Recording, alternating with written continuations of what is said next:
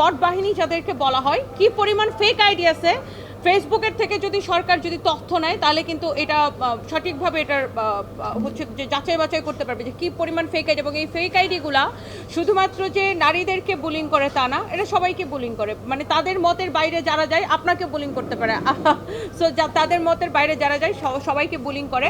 So আমরা চাই একটা মানে আমাদের যে বর্তমান যে সরকার তারা এটার একটা ওয়ান স্টপ সলিউশন করুক।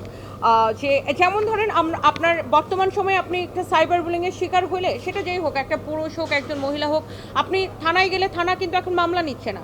থানা বলবে আপনাকে কোর্ট দেখাবে, আপনি কোর্টে যাবেন, কোর্টে যেয়ে মামলা করতে আপনি জানেন যে কোর্টের প্রসেসিং কীরকম, লেন্দি প্রসেসিং, তারপরে সেখান থেকে আবার সেটাকে তদন্ত দিবে, আসামিকে গ্রেফতার করানো কিন্তু এত সহজ বিষয় না।